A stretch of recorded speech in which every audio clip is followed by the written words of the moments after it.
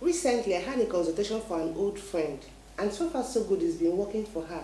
And I feel the need to share with you guys. One of the questions she asked me was, what is that one skill that it takes to run a successful business? Of course, it takes varieties of skills to scale a business to success. Watch this video to the end to learn all the skills you need to possess to run a successful business. That's basic business skills. If you're just meeting me for the first time, my name is Flora. I'm passionate about people and business development. Here in this channel, I share everything related to that at every slightest opportunity. So if you're considering owning a business and developing yourself, this will be the best time for you to subscribe and turn on the notification bell so you'll be the first to know once we upload a video. The term success means different things to different people. To some, it means being able to provide their immediate needs. That's basic things of life like food, shelter, clothing, and a little bit of flexing. While to others, success in business means building a global brand and so on. What is your own definition of success in business? Share with us on the comment section and I'll be sure to reply you. So let's get into the video. The first skill I told her, which I'm telling you right now. If you want to be successful in business, you need passion. How passionate are you regarding the product and services you intend to offer to the general public? Passion is like what gas is to a cooker, what fuel is to an automobile. In this case, I already know how passionate my friend has been about her product back in uni.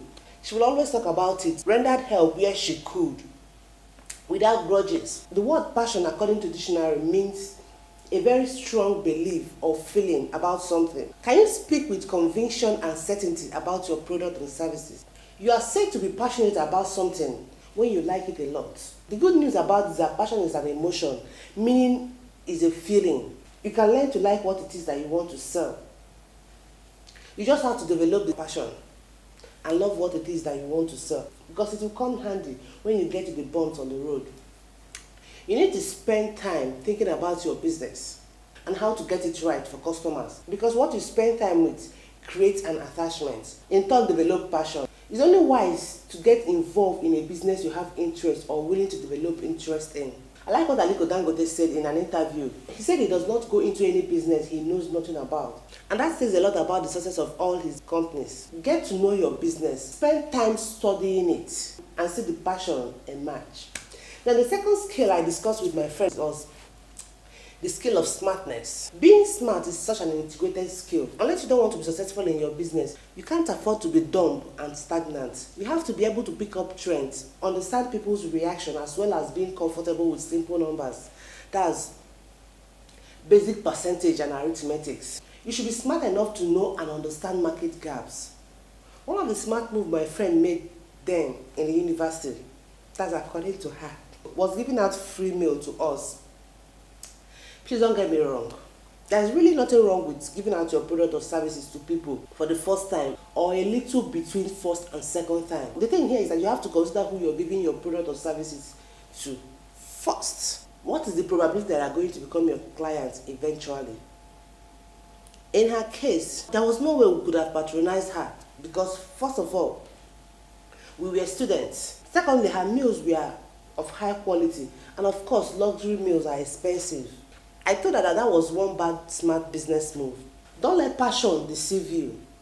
The fact that she is passionate about cooking does not mean that she should go about campus giving out free meal. I mean, on whose account? She will go as far as cooking for people's party for free, which no clients came from till date. As a matter of fact, she got herself a boyfriend that she felt were almost our 200 level. Business requires sense, not just common sense.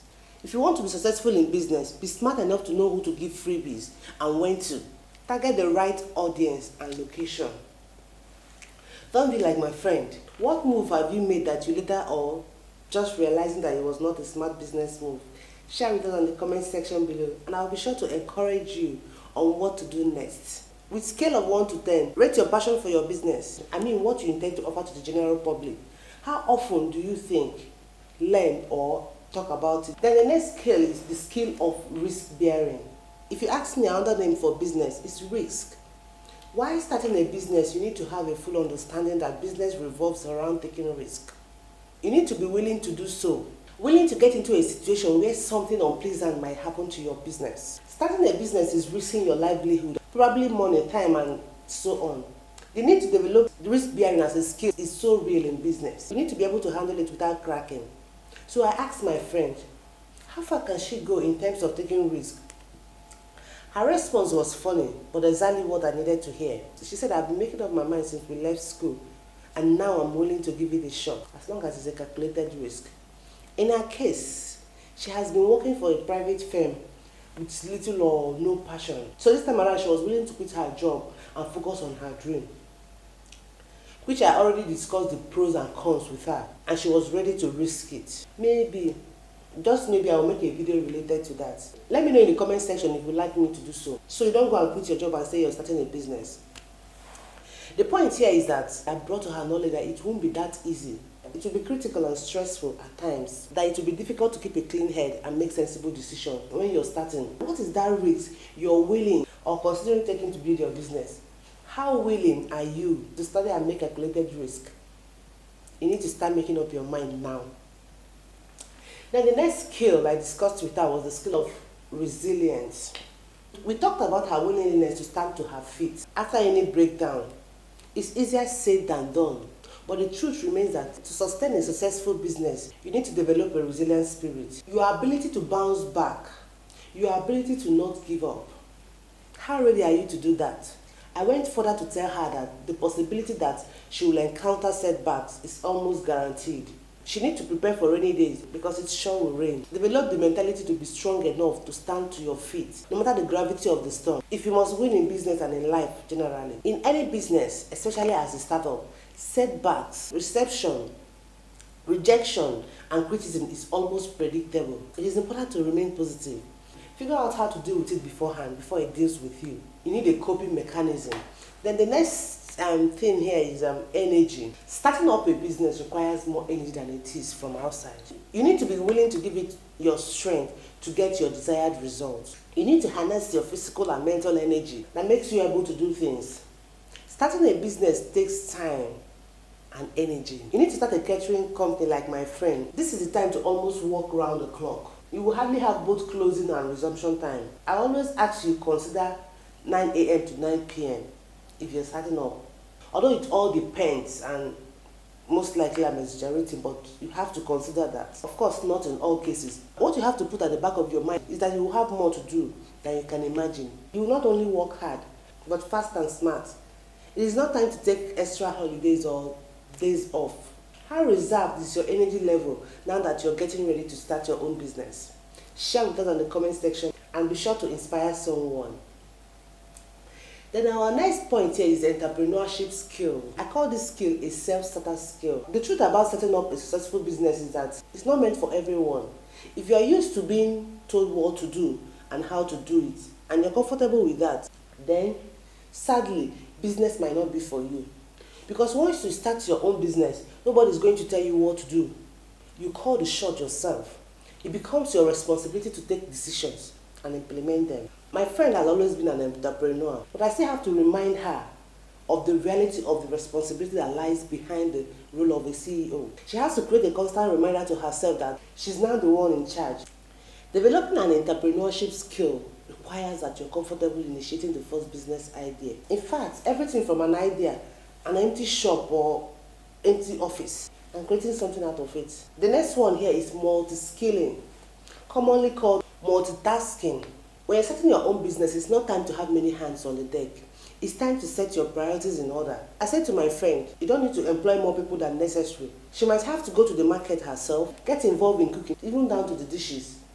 Make sure the client is satisfied at the end of the day. If she has to employ, it could be temporary staff. Employ for a specific reason. Example could be wash dishes, serve the food, and so on. Keep record of their contact and call them once you need them. Your ability to do more than one task is one of the characteristics of a startup. Nothing to be ashamed of.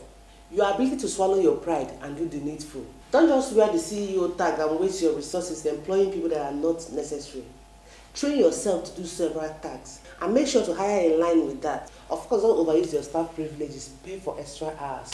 Now the next point here is education. Of course, my friend and I met in the university, meaning that she has education.